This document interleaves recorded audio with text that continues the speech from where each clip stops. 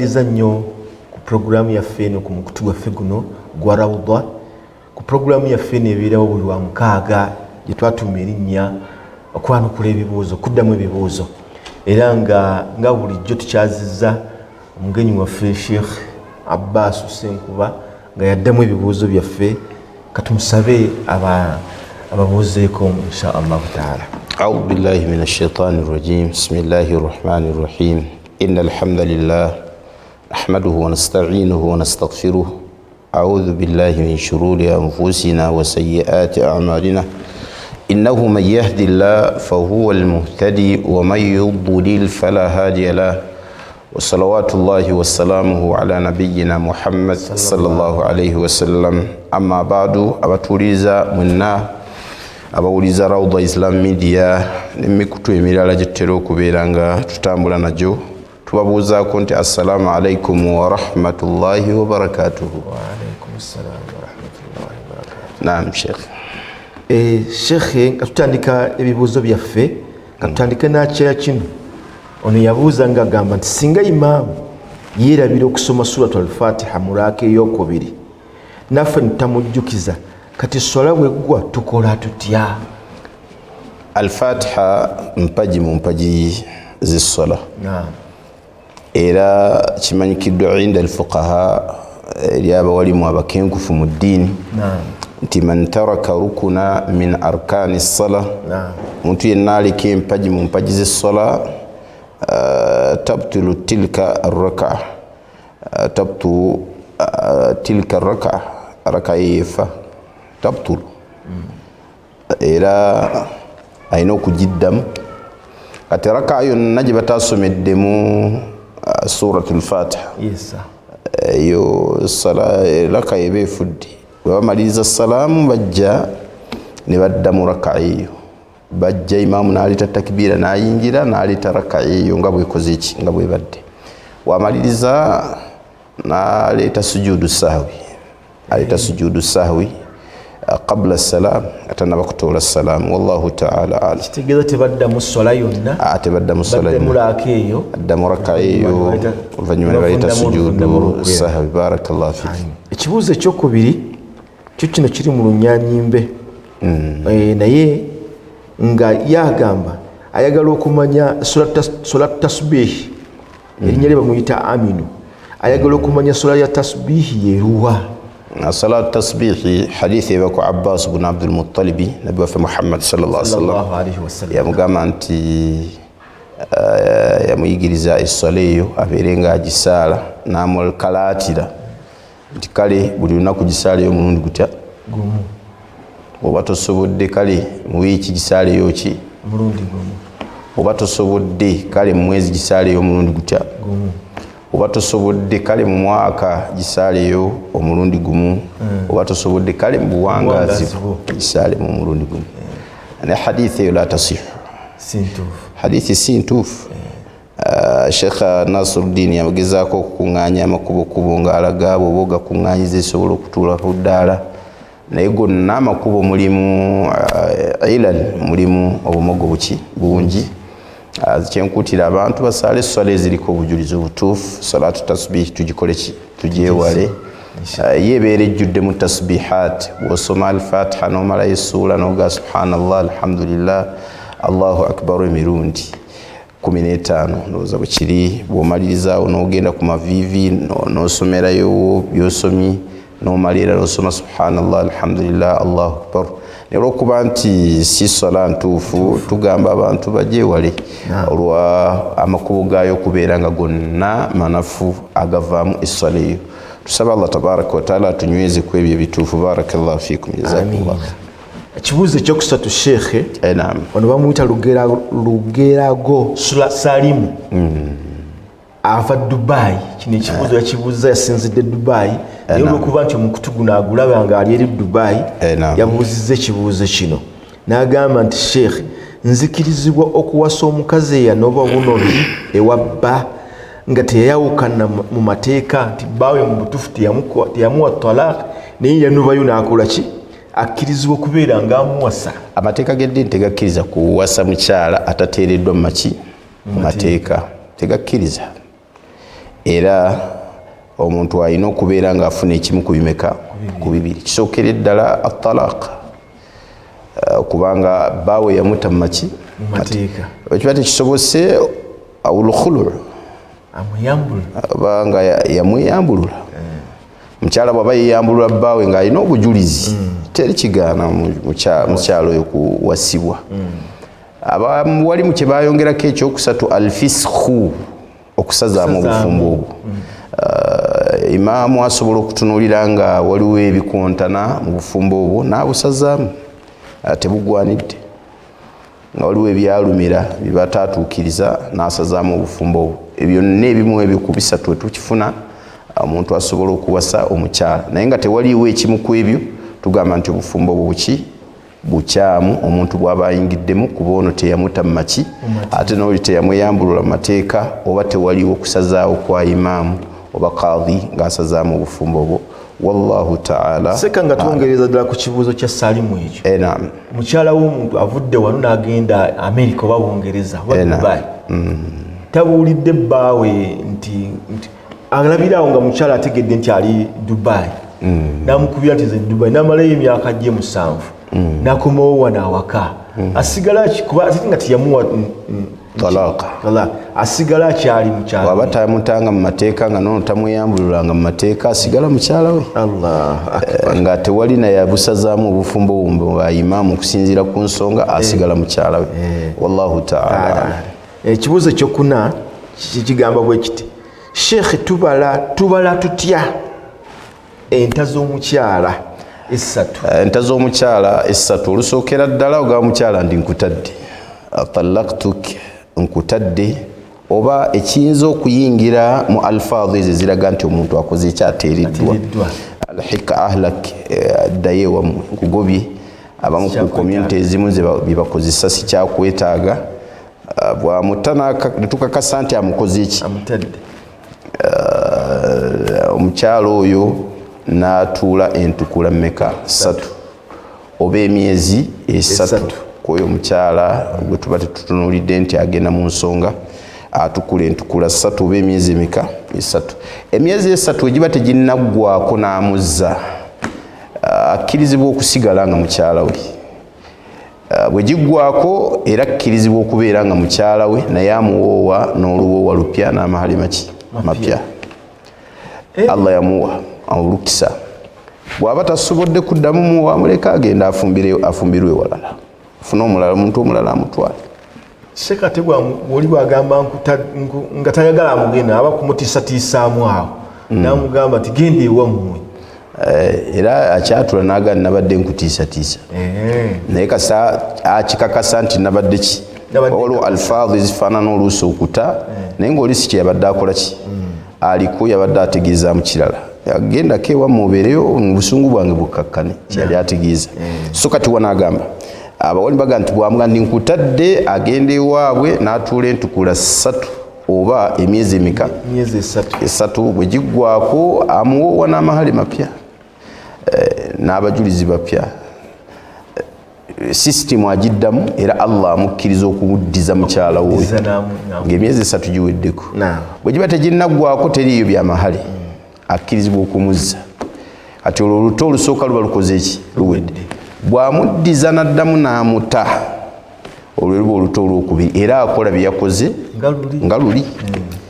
Nkutadde, tuula entukula 3 oba emyezi emeka? 3. Bwe giggwako waddembe okumuzza oba okukola ki? Oba okumuleka omulala amuwoowe. Oba bwe giba teginnaba kuggwako n'amuzza, khalaasi oyo aba amweddiza. Kyekyo Allah kyaga nti at-talaqu marrataani fa imsaakum bima'rufin aw tasrihun bi ihsan. Okuuta kwa mirundi emeka? 2. Ogwalibadde ng'ogwokusatu gwe guno gujja, nkutadde. Kati guno ogwokusatu fa imsaakum bima'ruf, mukyala wo mukwate, toddamu kumuta lutoolo, woddamu n'omutoolo ogwokusatu guno n'omuga nti nkutadde. Fa imsaakum bima'ruf, kukwata mukyala wo bulungi, au tasrihun bi ihsan, oba mwawukane mu buki? Mu bulungi. Kati bw'amuta ogwokusatu naga nti nkutadde, oyo emyezi ne giggwako emeka? 3. Nga tannamuzza. aba takyaddamu kufuuka mukyala we ateeka tegakkiriza ne bwasigala ng'awulira amwagala ne bwasigala ng'awulira okuggyako ng'agenze n'afumbirwa ewalala n'abeera n'omusajja oyo bulungi nga si bya kusaagamu muwaseemu omutemu n'amubeera n'omusajja oyo bw'amukoowa n'amutaako olwo Allah akkiriza ababeere nga baddiŋŋana kyekyo Allah kyaga nti fa in tallaqaha bw'amuta omulundi ogwokusatu fala tahillu lahu aba takyali halaali gyali hatta tankiha zawjan ghayrahu okutuusa nga wasizaayo omukyalo omulala ataliwo fa in tallaqaha oyo amuwasiza bw'amuta fala junaha alayhima an yatarajaa in dhanna an yuqiima hududa Allah tewali buzibu kuddiŋŋana awo Allah abakkiriza baddiŋŋane naye waba tannamuta oyo abeera mukyala ate wooli wallahu ta'ala alam. Naam, tukweyaza nnyo Sheikh. Ekibuuzo ekirala kigamba assalamu alaikum warahmatullahi wabarakatuh. Alaikum salaam warahmatullahi wabarakatuh. Nze Abdu Somad Abu Jawhara okuva e Kamuli mu Busoga. Naam. Abuuza essanda z'omukyala zibeera mmeka era zisalibwa zitya? Ebigambo by'abawalimu ku ssanda bisukka mu kimu. Qawlu ya jumhur egamba nti jamahiri ulama. Naam.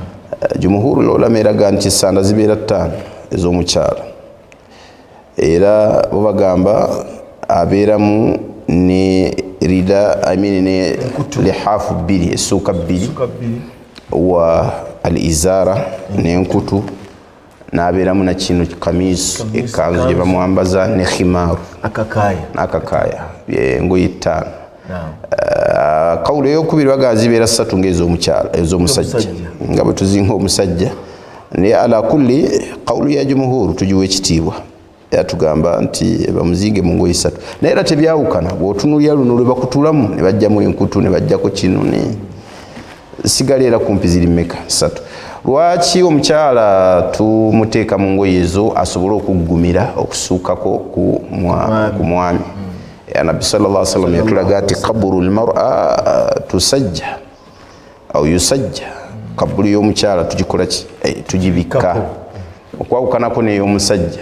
Omusajja ye tukkizibwa okumuleeta nga bakamuzinga nga bwali ne tumutambuza naye omusajja laata. Lwaki? Nti ekikula ky'omukyala kyanjawulo mukko.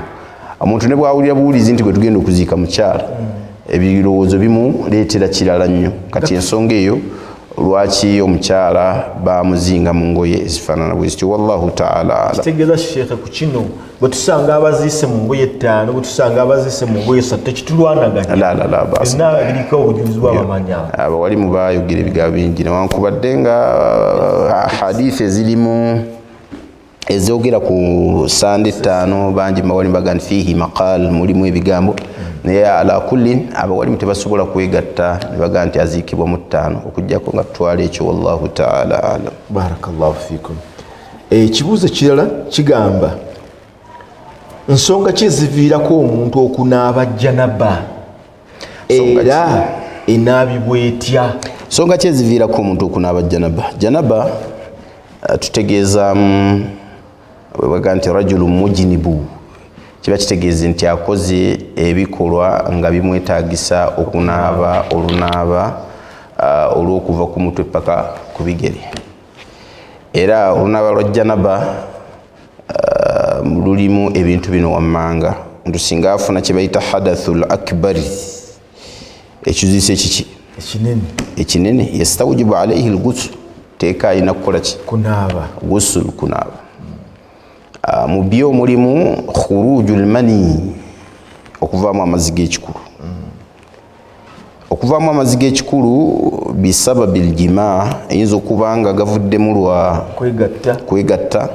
Anaaba mubiri gwonna era aba talina bisaanyizo binyimirira mu maaso ga Allah nga tannakola ki? Tanneetukuza.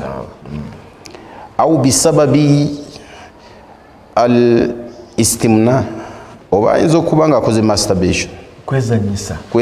Abavubuka ennaku zino bakayita kasabuuni. Kibakola ekyo kikyamu ekyokwesabuunisa.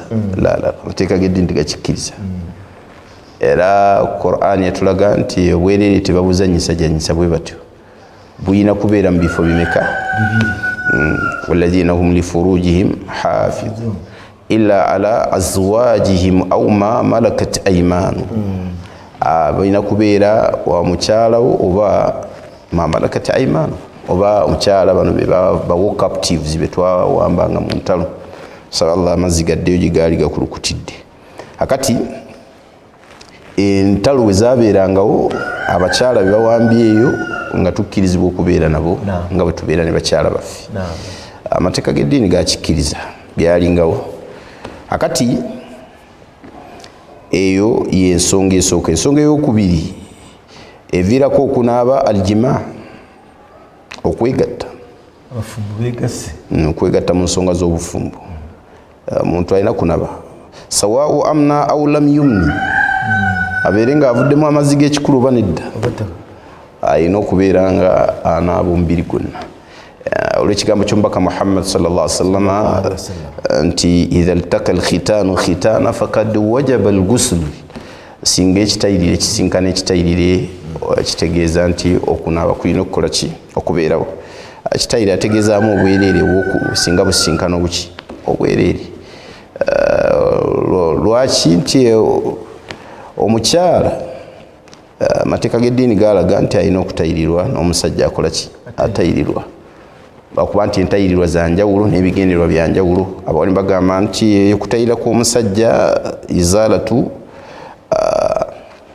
la usakh kujjako bukyafu buli wabeera n'ekikuta ekyo kimusigazaako obukyafu ate okutayirira kw'omukyala kwo kujjawo shahawa kukendeeza ku bwagazi kubeera nga tukendeeza ku bwagazi bw'omukyala era ne hukumu ya njawulo inda kathirin min ahli al-ilm bangi mbawali bagamba khitanu al-mar'a sunna wa makrama sunna kitegeezaamu oba okikoze tekirina buzibu oba tokikoze tekirina buzibu oba okikoze ofuna empeera oba tokikoze tewali buzibu ate okutayira kw'omusajja wajibun buli musajja alina okukola ki okutayirirwa abalala ne balaba nti okutayira kw'omukyala kwa tteeka nga bwe kuli okw'omusajja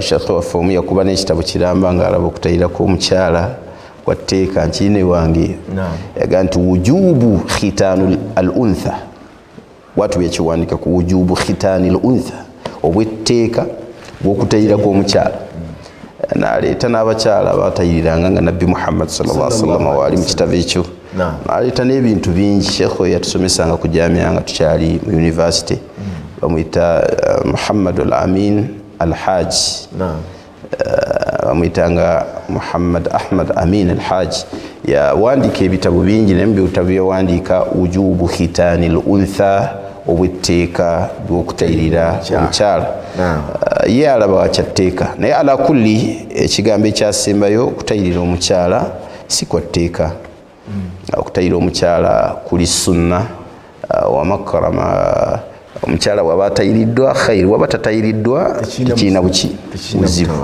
ffe wane waffe tetutayirira kyekituufu ate abasajja baagala nnyo abakyala batali batayirire kati bwe kibanga kyekisanyusa abasajja bakuno tugamba nti la baasa bihi engeri gye kiri nti si tteeka wallahu taala alam nakino ekibuuzo nakyo kigamba bwe kiti what does Islam say about brokers ebireetera okunaaba tetubimazeeyo sorry wamatine ebireetera okunaaba ate wakyaliyo n'okugamba nti inaabibwa etya naam tugaba ebireetera okunaaba mulimu ki aljima okwegatta mu nsonga z'obufumbo bireetera okunaaba mulimu alhaidu wannifas omukyala bw'abanga agenze mu nsonga ze z'ekikyala n'azivaamu okugenda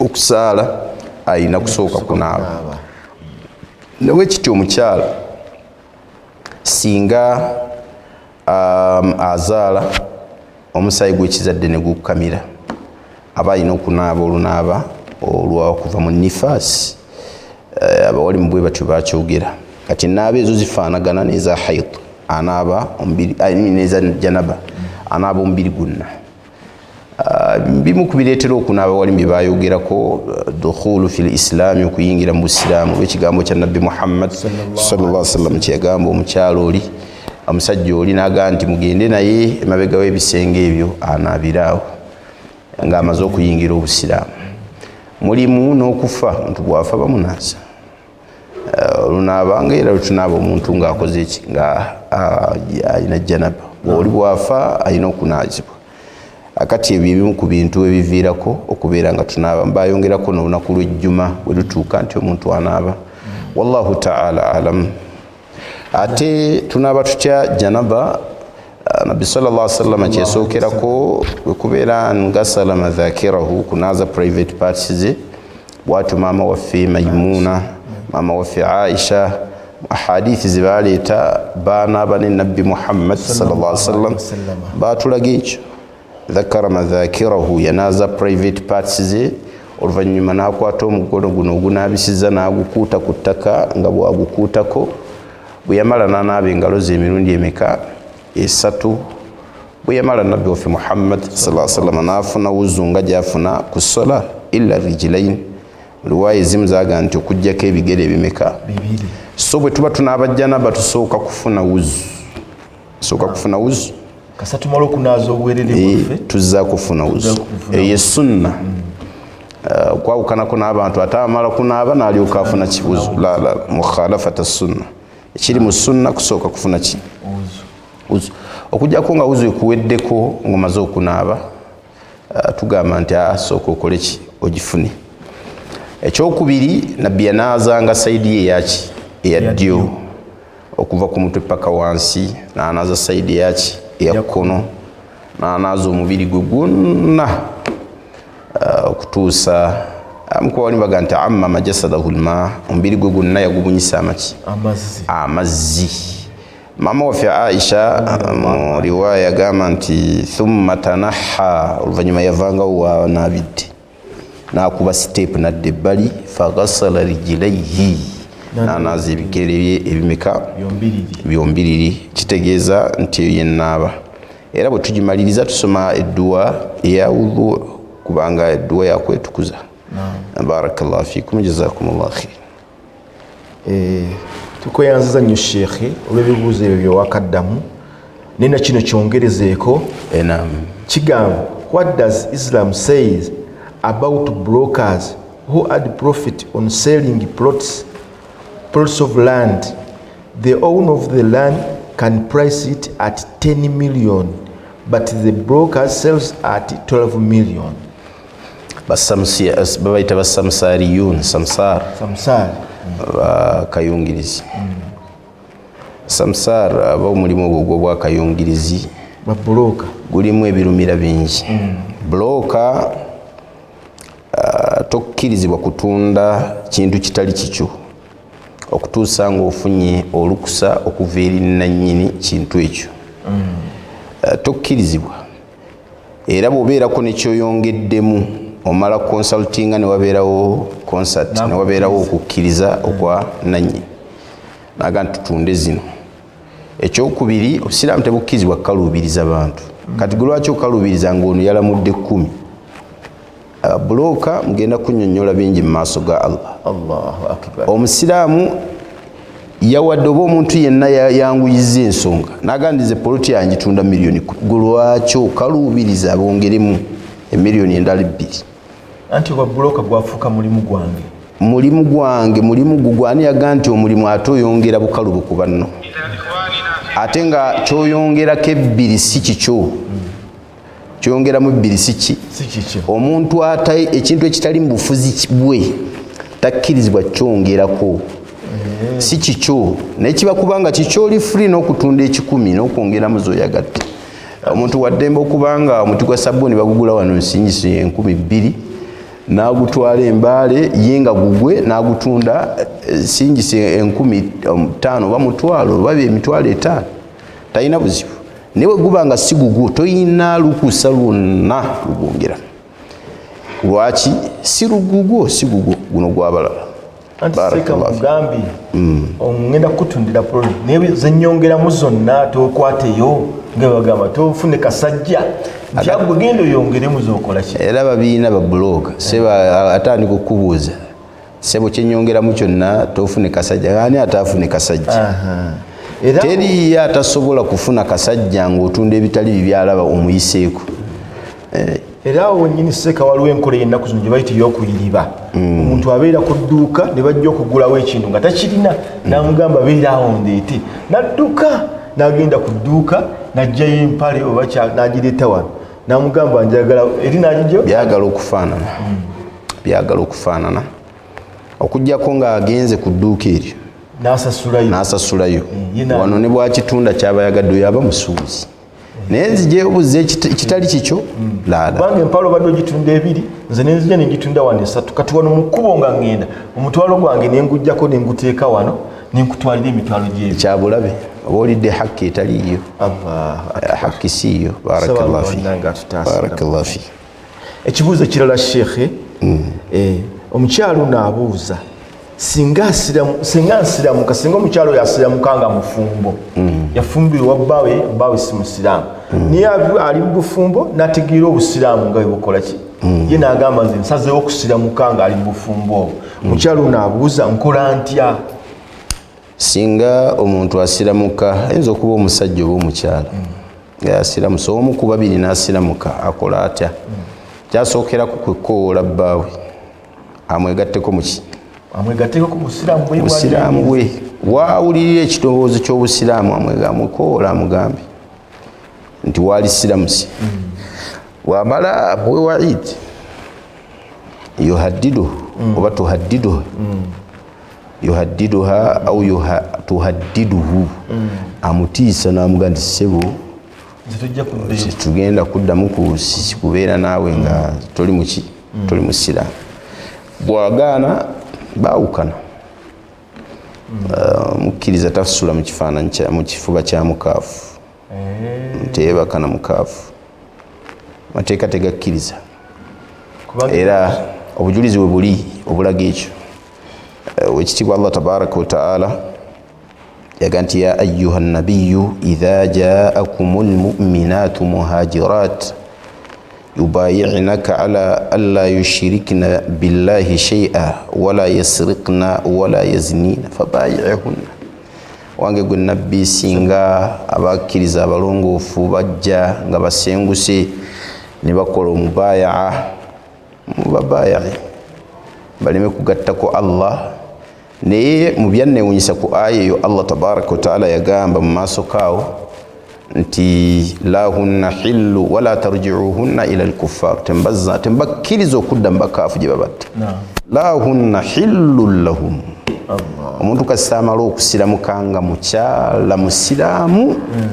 aba tayinaayo lukusa lwonna luddayo wa mukaafu kuddamu kwegala wala hum yahilluuna lahunna nabano baba tebakyalinayo lukusa kuddamu kubeera nabakyala abo mateeka g'obufu oba mu nsonga z'obufu teeka gaata era waaviirayo kasita agaana wallahi subhanallah kyewunyisa nti ensonga eyo ya mutima jasiti ono kukkiriza nti nsiramusi n'atandika kukola bikolwa byaki ono aba mukyala kugaana mutima gwe nze sijja buyingira khalas Allahu akbar lahunna hillun lahum wala hum yahilluna lahunna era Allah tugamba nti bali bwe babawulira wa atuhum bi'isamil kawafir was'alu ma anfaqtum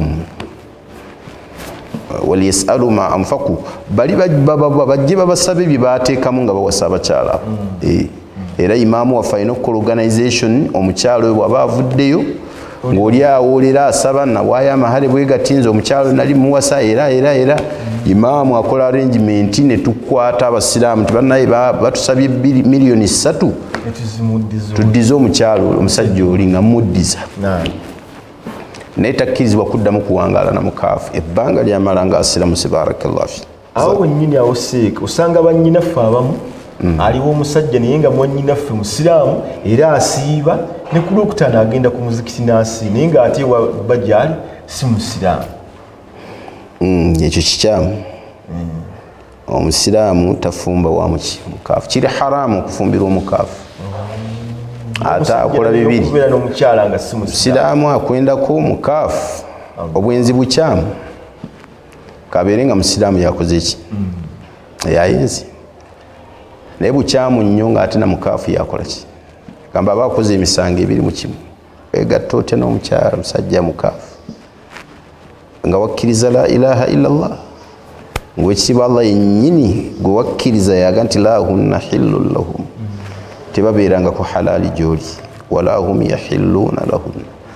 Allah yagaana. Barakallahu fikum. Kati nga twongereza ku kibuuzo ky'omukyalo enam abantu bano baasiramuse bombi oluvannyuma omwami n'asiramuka n'omukyala n'asiramuka. Baddayo ne bagenda ne babawoowa mu mpewo y'obusiramu kubanga eri baba babagattira mu kyaki. Baba bagattibwa mu mateeka nga basiramuse bombiriri.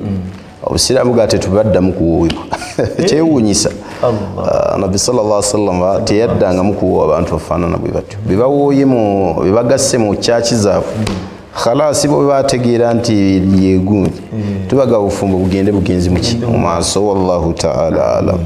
Ekibuuzo ekirala Sheikh, omukyala era nakyo kibuuzibwa mukyala. Omukyala agamba abadde ali awo asaalira ku musaalo gwe, omwana nga yagufuseeko teguli muwuuzo. Kati ati abuuza asobola okuddira leesu yeetukula n'agibikawo wano ye n'asaala. Okusooka kwa byonna kye bayita at-tahara kirimu ebintu bino wammanga. Tuyinamu taharatul badani, okulongoosa ki omubiri.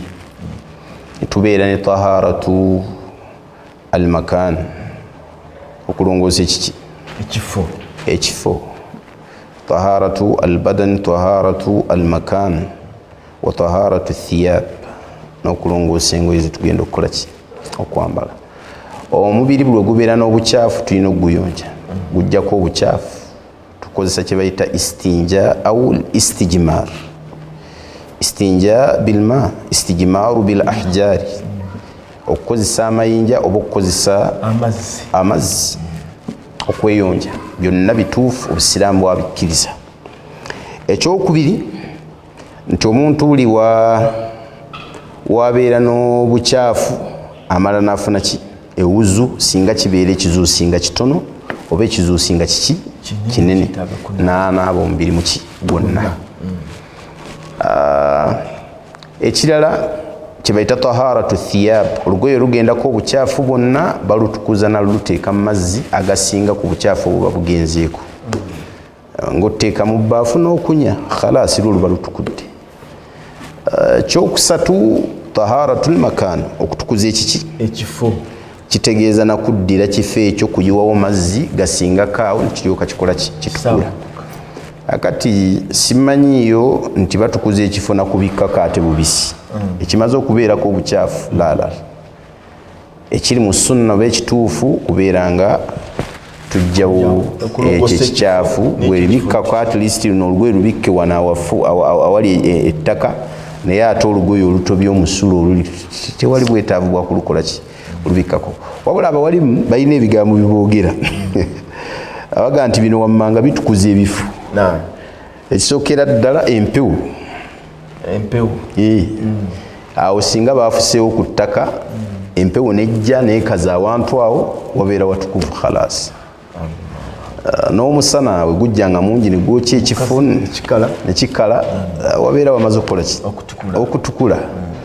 Wayinza okubeerawo obukyafu. Empewo y'omu malungu efuuwa obukyafu ne bukala. Omusana gw'omu malungu ebbugumu lisobola okukaza obukyafu mu lunaku olwo. Ogenda okawugira akawungeezi nga bukaze, musendawo busende mwe nga mukola ki nga musaalirawo.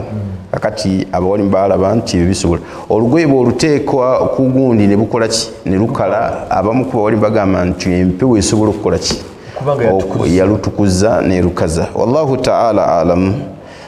Okulwoza kye bayita olugoye lutukula nakulukola ki nakulwoza kuluteeka mu mazzi ne balukunya so wabeera omusaalo nga gwagenzeeko obukyafu tugagugirewo ddala teekawo luno olugoye at least saalira ku lugoye oba saalira wansi womanyi nti watukuvu naye nga tusaalidde ku kintu kyomanyi kyagenzeeko obukyafu. Wallahu taala alam.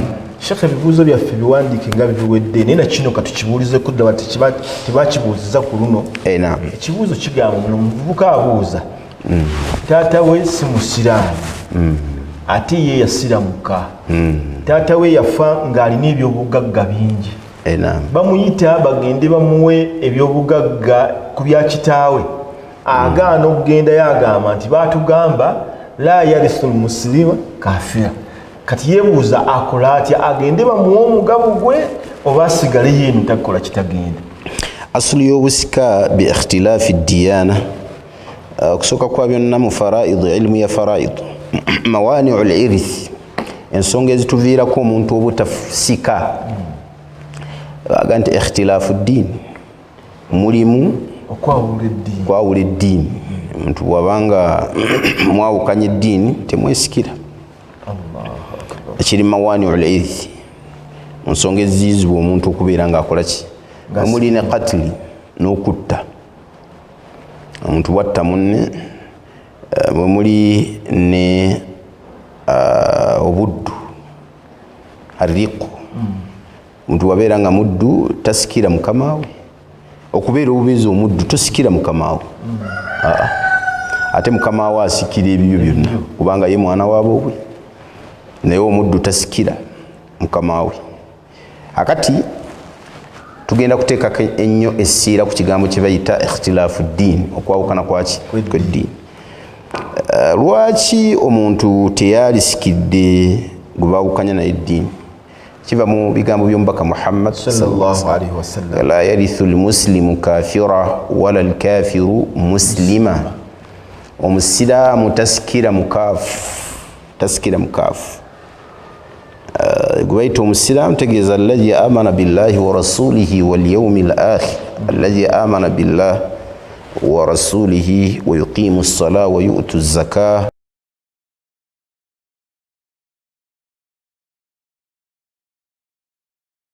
wa yasumu ramadana wa yahijju al-bayt. Akola empaji z'ettaano oba yakkiriza Allah tabaraka wa taala ng'akola empaji ezo ettaano oyo tugamba nti oyo musiraamu. Kati wabeerawo atannabakkiriza ebyo, awo notasikira ono, n'oli tasikira aliwa ono. Wabula singa omwana eri basiraamu, aslan bo tebabigabanga busika, bo bagabanga byebagadde, kubanga emaali y'obusika Allah yagigaba. Bangi bawoli baga nti emaali agiggyeyo agikozese ekola emirimu gy'obusiraamu oba agikolemu ebintu ebirala, naye tagijjayo nga busika, ajjayo maali ku kitaawe. Oli ayinza obuuza tagijjayo nga busika, agijjayo nga ki? Tugaa nti agijjayo nga banne bwe bagifunye, kuba tebagifunye mu ngeri yakukola ki? Ya busika. Kuba obusika mu sharia bumanyikiddwa, butemeeteme bumanyikiddwa. Wallahu taala alamu, nabo mu urufu yaabwe babirabanga busika. Katosobola ganta tagijjayo nga busika, wabula olw'okutya nti eyinza ate okulekebwayo neerwanyisa eddiini n'ebirala. Bangi mbawali mbagamba nti tugijjayo ne tubeerako ne tugiteeka neekola emirimu egiyinza okuyambako ku ddiini yaffe. Barakallahu fiikum. Tukwebaziza nnyo Sheikh olw'okuddamu ebibuuzo ebyo ya pulogulaamu yaffe eno ku mukutu gwaffe guno gwa Rawda. Ebeerawo buli lwa mukaaga, era nga tukubiriza abantu mwenna mubeere nga mulaba omukutu guno n'okuwuliriza emisomo gino buli lwa mukaaga. Abayagala okubeerako ekibuuzo kye kiddibwamu wano buli lwa mukaaga. Tumwebaziza nnyo Sheikh Abbas Senkuba, disitulikaazi wa Mukono, olw'ebigambo ebyo, olw'okutuddirangamu ebibuuzo byaffe ebyo. Wa barakallahu fiikum. Wassalamu alaikum wa rahmatullahi wa barakatuh.